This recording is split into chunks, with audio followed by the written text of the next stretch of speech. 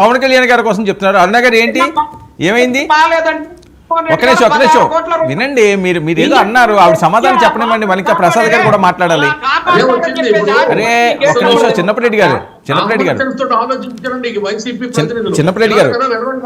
మీకు నేను అవకాశం ఇస్తాను. మీరు పాయింట్ అడిగారు కదా. అరుణ గారు ఏంటి 7 నుంచి 4 వరకు వెయిట్ చేస్తున్నా సరే ప్రజలను పట్టించుకోవట్లేదట, నిజమా? సార్ ఈ వైసీపీ ఇప్పుడైనా సరే ఈ చింతకాయల వంకల టెంకల మాటలు మానుకోవాలి సార్. ఫస్ట్ గతంలో ముఖ్యమంత్రిని ఉప ముఖ్యమంత్రుల్ని ఎంతమంది సామాన్య ప్రజలు రోజు కలవగలిగారు? అసలు ఆయన ఎప్పుడు పత్తాలు లేకుండా ప్రజల్లోకి వచ్చి ఆయన పెట్టినటువంటి సభలకైనా కనీసం వచ్చిన వాళ్ళని, వాళ్ళ కార్యకర్తల్ని, గెలిచిన 150 మంది ఎమ్మెల్యేలు ఎంతమందిని కలిసాడో ఒకసారి వీళ్ళు కనుక రివైవ్ చేసుకుంటే ఇట్లాంటి మాటలు రావు.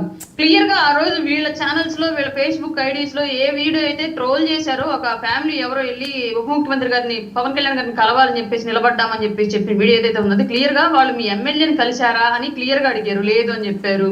పోనీ 2 పార్టీ ఆఫీసుల్లో కూడా అర్జీలు సేకరించేటువంటి ప్రోగ్రామ్స్ జరుగుతున్నాయి, గ్రీవెన్స్ ఎక్కడైనా ఇచ్చారా అని అడిగారు. ఇవ్వలేదు అన్నారు. డైరెక్ట్ గా పవన్ కళ్యాణ్ గారిని కలవడానికే వచ్చారన్నారు. ఆల్రెడీ సెక్యూరిటీ ఇష్యూస్, ఆయన బోల్డ్ ప్రోటోకాల్ అక్కడ చాలా ఓపెనింగ్లు పెట్టుకొని వెళ్ళారు ఆ రోజు పవన్ కళ్యాణ్ గారు. వీళ్ళు ఉన్నారన్న విషయం పవన్ కళ్యాణ్ గారు కూడా తెలియదు. సహజంగా కింది స్థాయిలో జరిగే ప్రతిదీ కూడా ప్రోటోకాల్ ని మించి పై స్థాయి దాకా ఎవరు సెక్యూరిటీ సిబ్బంది కానివ్వండి, లేదంటే ఆయన కన్సర్న్ పిఎల్ కానీ వీళ్ళు ఎవరు తీసుకెళ్ళరు. ఎందుకంటే ఏ ప్రోటోకాల్ ప్రకారం ప్రోగ్రామ్ డిజైన్ చేయబడింది దాని ప్రకారం వెళ్తారు.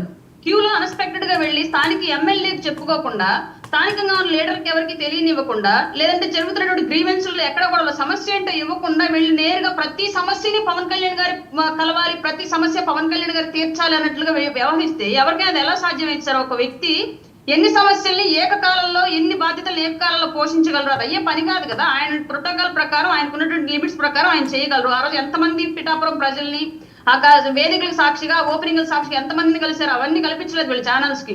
ఒక్కళ్ళెవరో ఫ్యామిలీ మేము మార్నింగ్ నుంచి ఇప్పటి వరకు నిలబడ్డాము, కలవలేకపోయామని చెప్పేసి మాట్లాడడంతో అదే బోతద్దలు పెట్టి చూపించే ప్రయత్నాలు చేస్తున్నాం. వీళ్ళు కనీసం గత 5 ఏళ్ల పాటు జగన్మోహన్ రెడ్డి ఎంతమందికి అలాంటి అవకాశం కల్పించాడో గుర్తు చేసుకుంటే మాట్లాడరు కదా. ఇవన్నీ ఎమ్మెల్యేలే కలవలేకపోయారు కదా జగన్మోహన్. అదే చెప్తా ఉన్నా.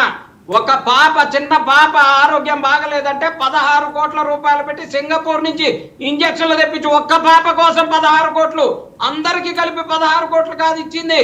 అది జగన్మోహన్ రెడ్డి స్థాయి. అలాంటి బొచ్చడు కరోనాలో ఒక డాక్టర్ చచ్చిపోయే పరిస్థితిలో ఉంటే మీ ఒంగోలేనమ్మా చచ్చిపోయే పరిస్థితుల్లో ఉంటే అతనికి ఎంత ఖర్చు అయినా పర్వాలేదు, ఆ హాస్పిటల్కి సంబంధించి ఎంత బిల్లు కడదామని చెప్పేసి బతికించుకున్నాడమ్మా. అది జగన్మోహన్ రెడ్డి గారు. అంతేగాని ఏదో ఒక్కళ్ళని మర్చిపోయేది మీ జనసేన ఆఫీసు ముందు కుర్చీలు వేసుకొని మేము కూర్చున్నాం, ప్రజలకు మేము అందుబాటులో ఉంటామని చెప్పే కదా. వచ్చినటువంటి సోషల్ మీడియాలో వచ్చినటువంటి విషయాన్ని మీ దృష్టికి తీసుకొచ్చా. ఏదన్నా సరి చేసుకుంటేనేమో సరి చేసుకోండి. ప్రజలకు మించిన ప్రోటోకాల్స్ ఏందమ్మా? ప్రజలకు మించిన ప్రోటోకాల్ ఏంటంటే ఆరోగ్యం చచ్చిపోతాను బాబు అని అతను ఒక్కడి కోసం